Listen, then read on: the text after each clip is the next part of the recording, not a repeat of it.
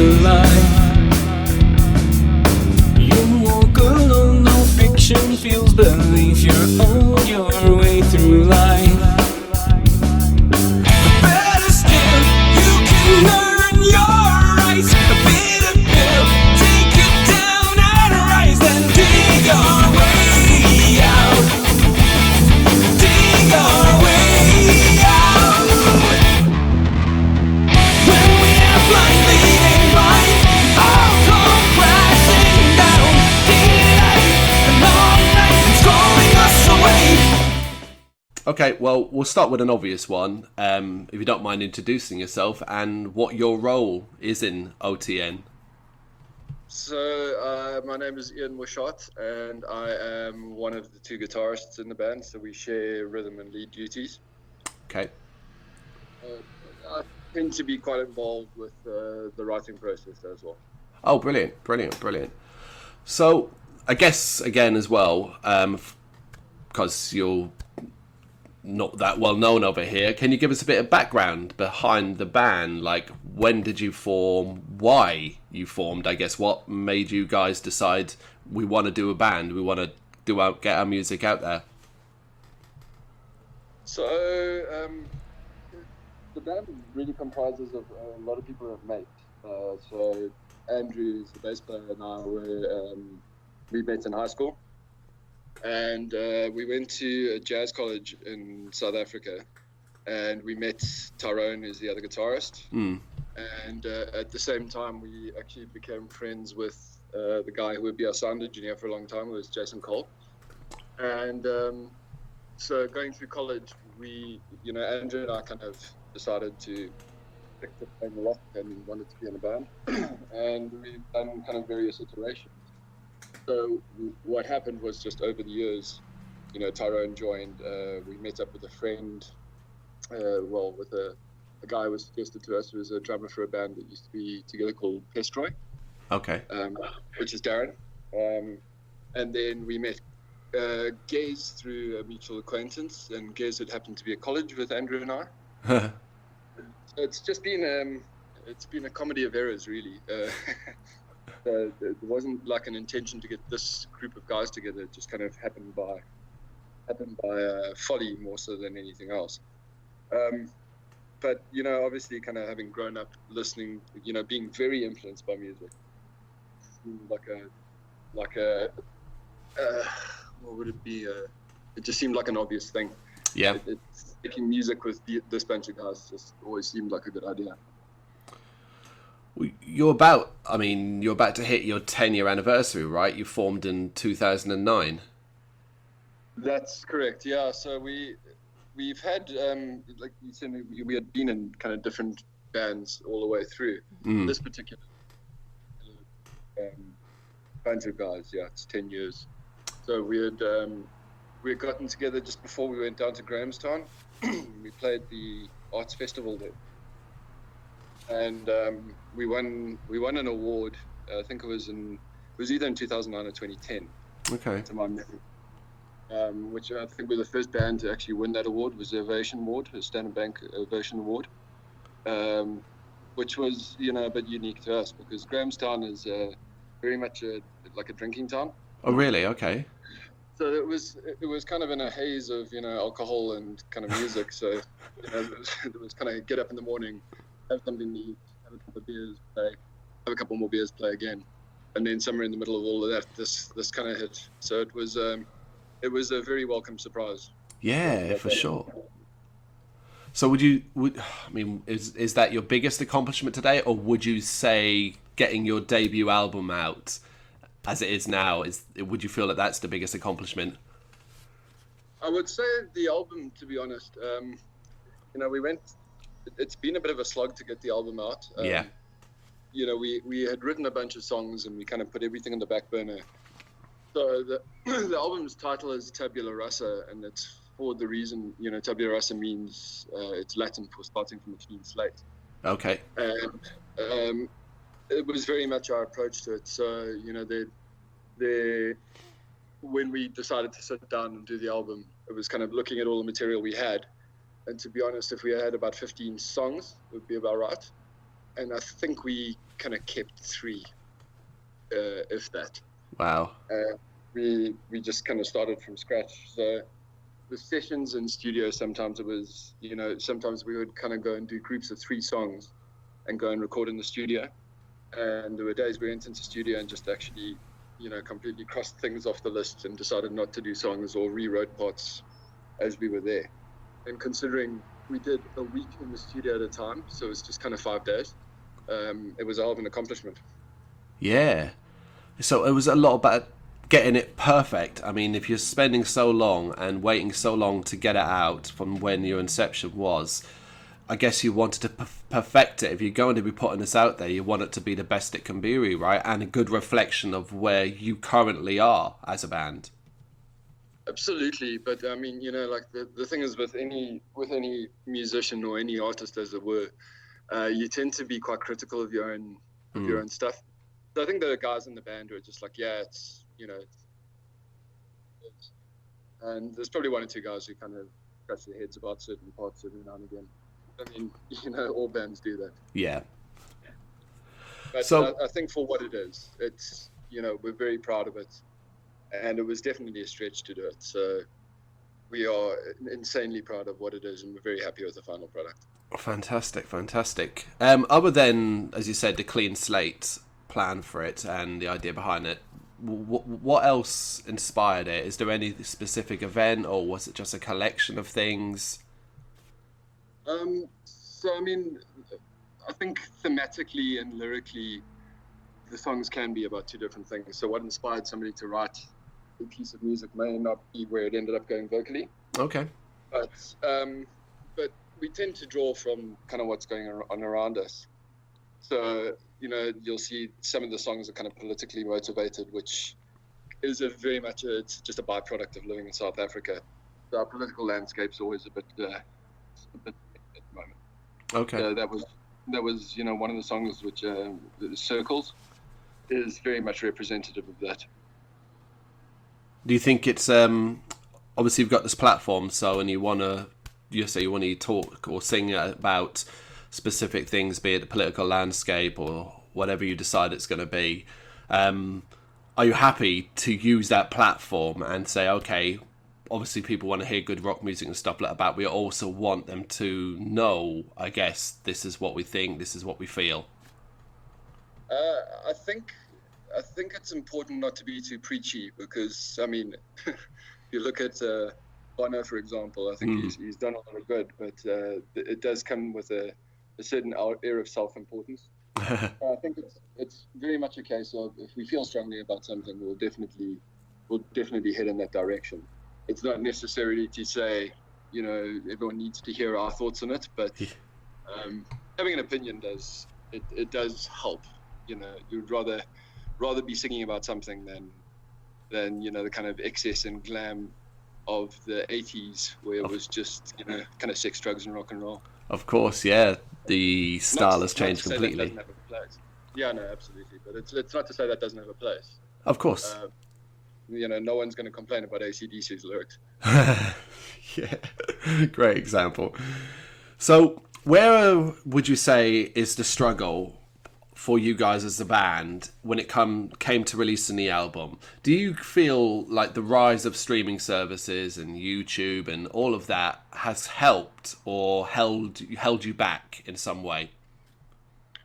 To be honest, kind of everybody in the band's a veteran of the industry in one way or another. What we're not great at is actually understanding the music business, because it's an ever shifting beast, as it were. I think with the advent of streaming and, kind of self-publication and the rise of things like CD Baby, it actually makes the artist's life a hell of a lot simpler, because you can get your music out there, provided it's good and provided people like it. You've got accessibility. I think the thing that makes it a bit more complicated is, now anyone can do it. So, there's always going to be the element of, anybody with a PC and some mixing software can actually now put out an album. Yeah. So, are you ever worried that you kind of get... Sorry?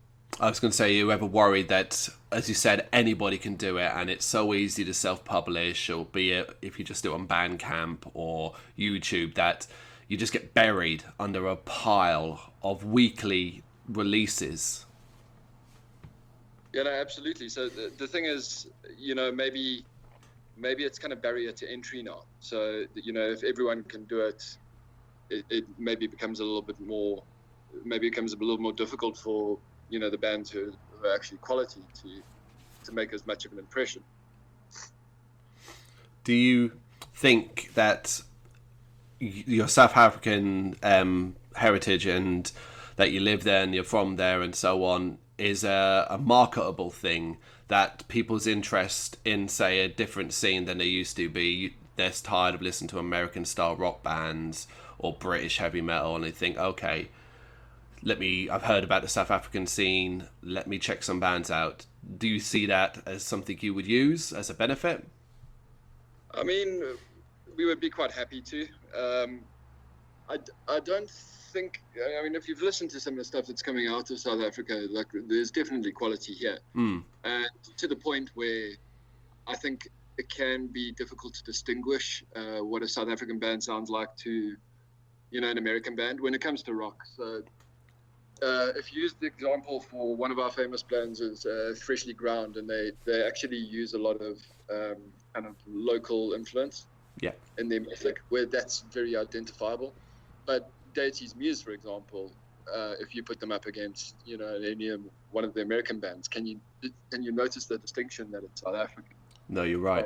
You're supposed to be asking the question, but no, you're right. If they're being held up against each other, there are going to be very few people that will be clearly able to identify it. It's one of the things that, talking from a UK point of view, the South African rock scene is coming up a lot more, particularly in the last year, be it in big publications running articles and focusing on bands. And there seems to be some light being shone on it, in, like I said, the last year. And I guess the question for you is, why do you think that is? What's the attraction? So, I mean, let me answer your question in the most roundabout way. So, I think the thing is, with the advent of the internet, the world's become a lot smaller.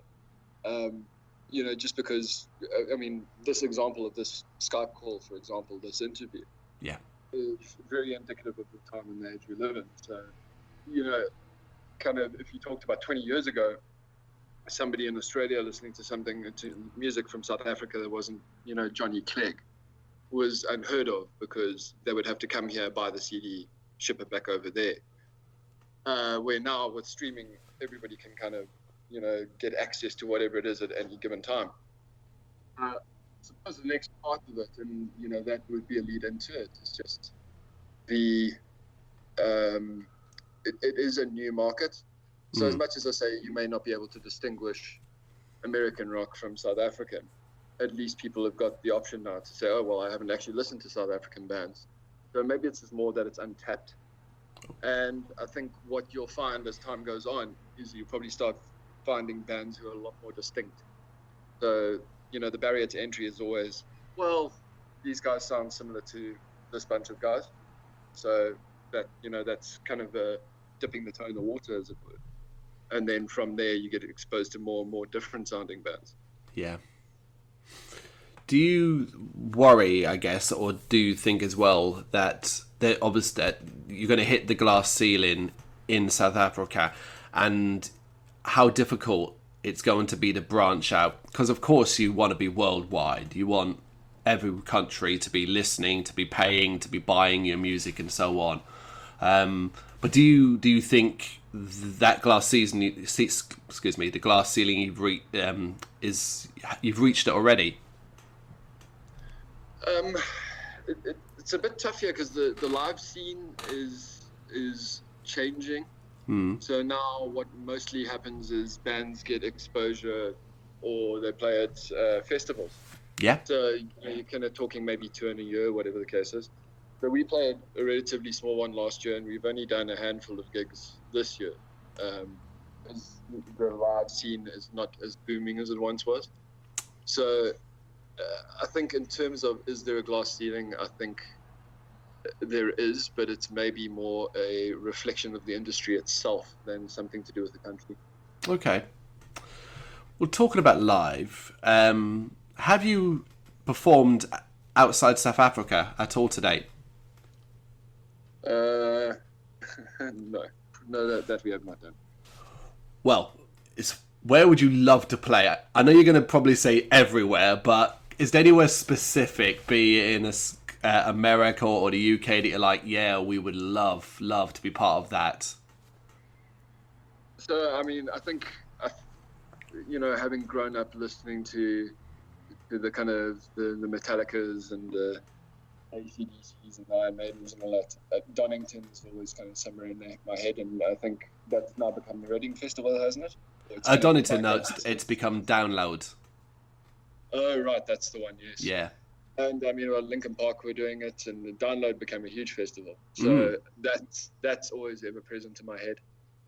It's so funny you say that, because I had added an extra sort of caveat to that question where I was going to talk about festivals, and I literally wrote, I could see you guys going down very well at Download in the UK, because it is our biggest rock and metal festival. Yeah, it's funny. Does Metal Hammer still run? Yep. So there was a mate of mine who actually lived over in the UK for about a year or two, and there was a picture of him front row at a Metallica concert. Oh, fantastic! That's fantastic. It's nice to see that as well if you're coming over here for a period. Absolutely, and it's the kind of small town boy did right. You're like, wow, you were front row at a Metallica concert. You made it. What's the biggest band like you've seen? What of your favourites? Have you seen many of your favourite personal bands live? I've seen two that were quite a kind of religious experience for me. So I've seen Metallica twice, but I saw Carnival within, I think it was last year or the year before. And that was a very small show, so it was about 1,000 people. Yeah. And that, my girlfriend kind of took a picture of me when I was watching them. I was just literally standing there with my arms crossed, holding a beer, and my mouth was agape. Oh, really? Wow. I didn't really move for the kind of hour and a half to 2 hours that they played. Wow, that's amazing. So that was particularly a highlight for me. Yeah. Are you all into the same style of music you play? Are you all into rock? Are you all into heavier stuff? Or is it just a wide array of tastes? It's an interesting eclectic mix, to say the least. So, Gez, who is our MC, he's actually pretty into some heavier metal than we are. Yep. So, he was a very big fan of Cannibal Corpse when we met him. Oh, wow. And we're just, you won't necessarily hear that influence in our music. But, playing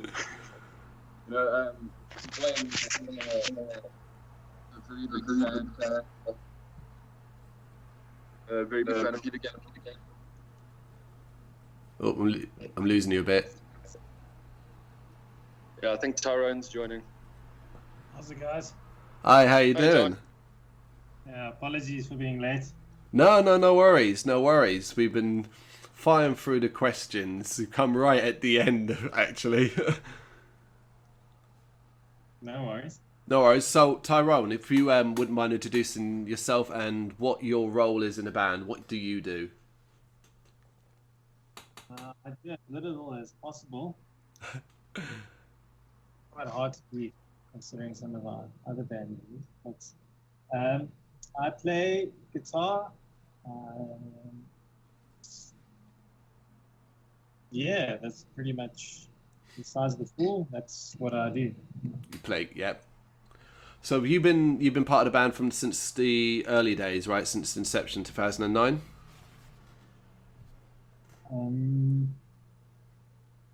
Yeah, not quite the early days. Not that early. Yeah, I was more of a substitute player, the keyboard player. Yep. And then the guys kind of said, "Hey, keyboard's not that cool. I think Dave Mustaine said something about that, and then he ended up taking Children of Bodom out on tour with him in the future. So keyboards can be cool. Yeah, they can be if you can make out what they're singing or saying. Yeah. If you're in Children of Bodom, but you know that they're a great band. And nothing against them, but yeah, the keyboard thing was just like a staple in the early editions, and I just substituted for certain things that the keyboard player was doing, and you know, kind of evolved from that, and that's how it kind of just evolved to a more rocky sort of sound. And yeah, well, I suppose we never really found another keyboard player that would suit the style or need to be. You know, I don't know, Ian. What do you reckon? Sorry, say again. I lost you there. Just about the keyboard player. You know, did we feel that right, or did we find the right, or did we? No, so I think Carl kind of goes back to your earlier question, kind of where the influences were. Yeah. So there was a point where we were kind of doing more, you know, a couple of us were doing more kind of fusion stuff, and the keyboard player that was with us at the time got a hell of an opportunity to write for, I think, BMG. Oh wow, yeah. So he went off to do, you know, kind of do that and make his living as a writer. And you know, Tyrone and I had been mates at college, and we kind of said to him, "Do you want to fill in?" And it became a staple after that.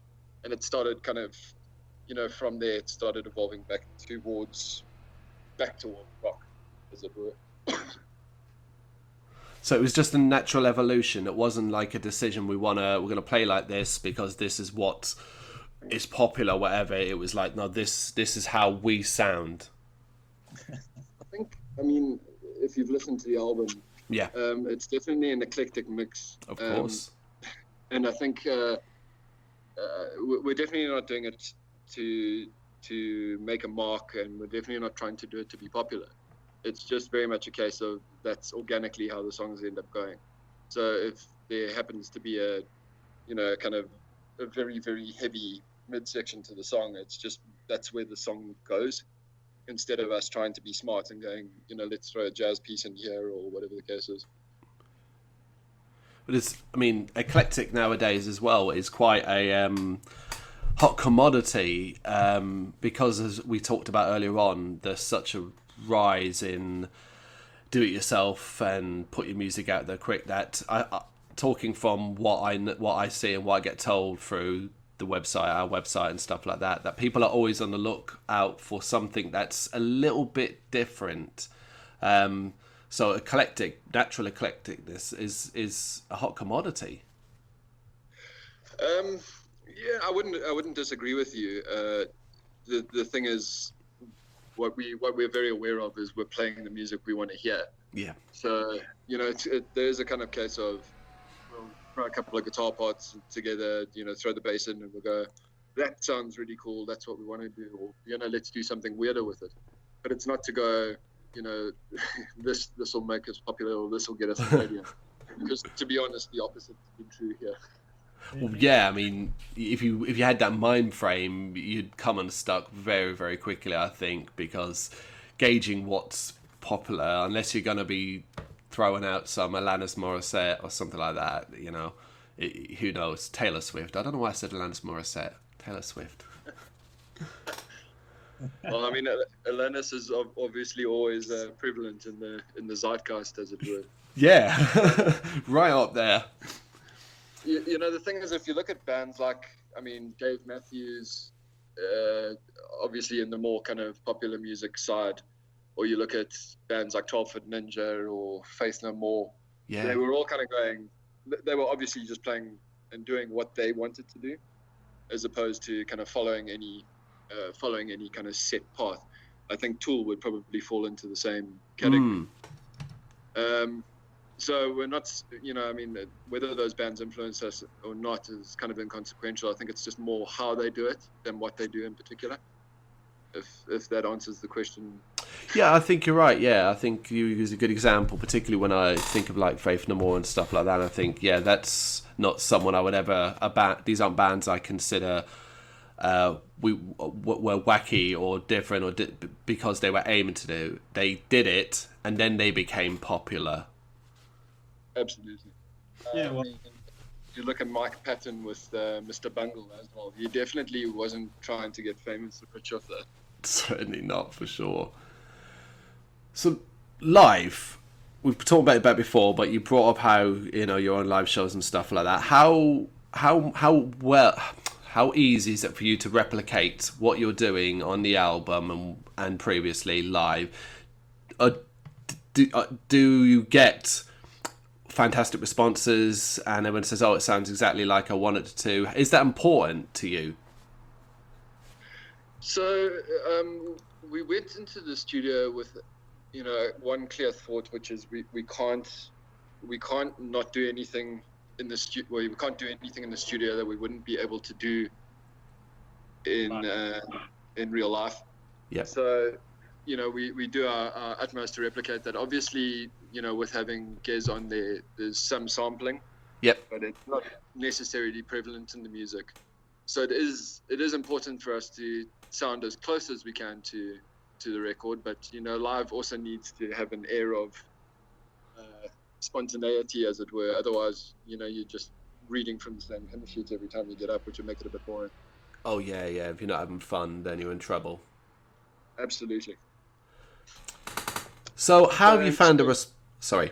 Sorry. I was just trying to get to the other part of your question. In terms of response live, because we tend to be a bit eclectic, you'll find people kind of bop along to 3 songs, and then the rest of the time they kind of we do see some befuddled looks every now and again, because it might just be the jump between styles between songs. Befuddled looks as you look out. Yeah, absolutely. But it's not to say we get a bad response. It's just every now and again you do get the kind of raised eyebrow because they might not. But as you said, I'm sure the likes of Dave Matthews and Faith No More and all that got the exact same looks back in the day. Absolutely. Probably more so.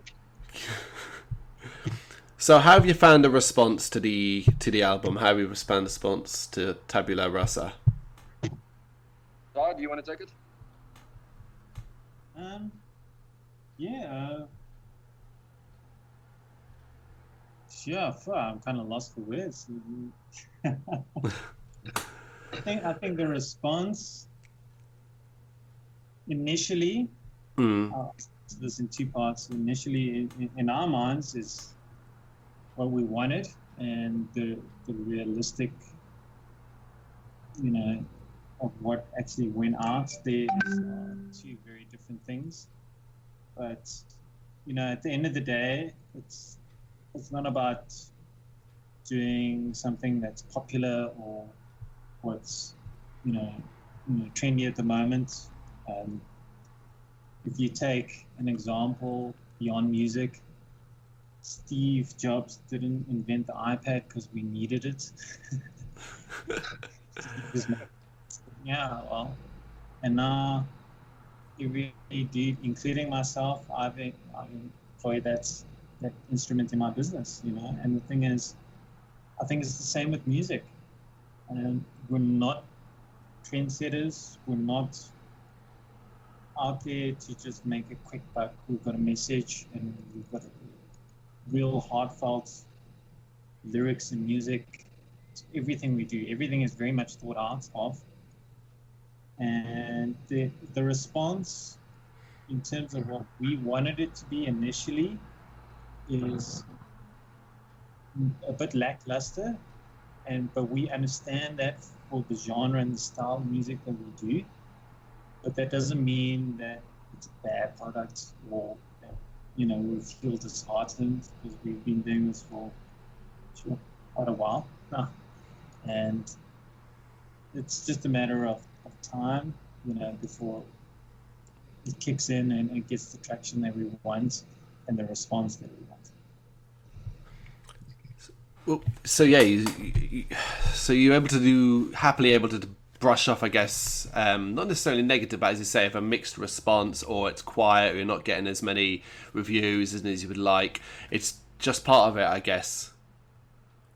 I think the thing is, we view it as a marathon, not a sprint. So, the reviews have started to pick up within, probably the last month or so. So we've had a fair amount. And I think it's, again, it's just testimony to these things take time. Yeah. So if you're in it to be an overnight success, you're probably in the wrong business. I think you're right. I think I think most modern bands know the state of the industry and know that the days of releasing a record and going multi-plan, it's not happening. It's not how it is anymore. Absolutely. So what's next? So you've released the album. It's out now. What's following out? What's the plans for OTN going forward? So we released our first single, which was Brrraaains, which came out just before the release of the album. Yep. And we're looking at releasing our second single within the next kind of couple of weeks, and the video accompanying that. With this, we're probably trying to have a bit more of a thrust on the message, as it were. Yep. And then post that, it's just very much a case of trying to position ourselves towards the festivals, and looking towards. So, are there any tours in the work?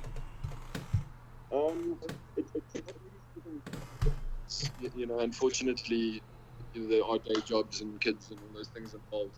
Of course. And I think it's very much a case of if we start seeing the reaction, if we start seeing hype improve, then very much we could look at a tour.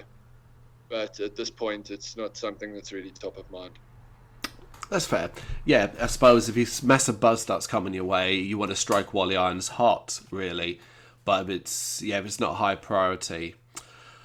What about... in the world of social media, I'm afraid because that seems to be the kind of marketing tool that, most bands use nowadays.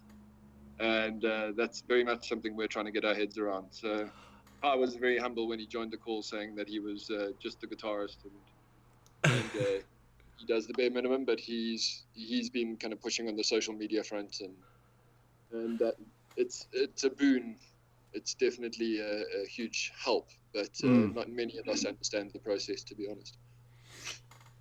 It does seem to be one of those things that I always hear from PR companies, that if you're a band, push your social media, join Twitter, join Facebook, Instagram, and so on, and post, because that's the way you get yourself out there. But it seems like a momentous task a lot of the times, particularly if you're trying to be a band and you're trying to do your day job and you've got family, kids, wives, husbands, and so on. Yeah, no, I mean, not only that, but I mean, it's almost like bands these days have to live in almost two different worlds. So the one is the social media, online, content-driven world, where there's something new all the time, something in your face, and the brand is always there. And then on the flip side, there's the always gigging, always doing shows, always networking and doing that sort of thing. So what we'd like to do is just kind of get a little bit of a balance, because just doing live shows, I mean, it's not the 80s anymore where you can just release a CD and just go do live shows and tour it. Yeah. And, the people will come, as they say. So, and on the flip side, and I think more the new generation will learn this, and I say new generation with very humble respect, but the way it's going now, there aren't going to be no more big bands. And going to be no more AC/DCs, no more Aerosmiths, no more Metallicas.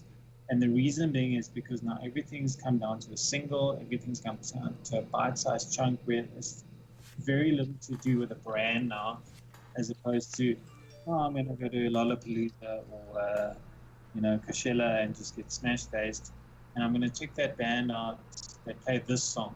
I like this song, and it's quite heartening. But the thing is, I think there's going to be a big backlash going forward because people are not going to be like, I don't want the cookie cutter bullshit that's just fed to me on social media with what's cool. And the thing is, I think where the bands are going to come short is they can't just rely on just punting it online and just making it all trendy and cool and it looks all slick. And there's a chick in the video and she looks all pretty and she's got like very nice lungs. And,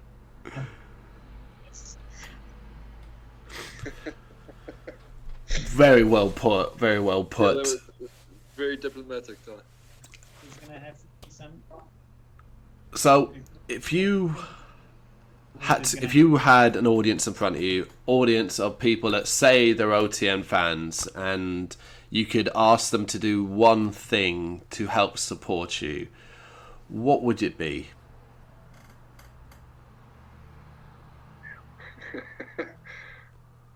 Other than the Wow. obvious.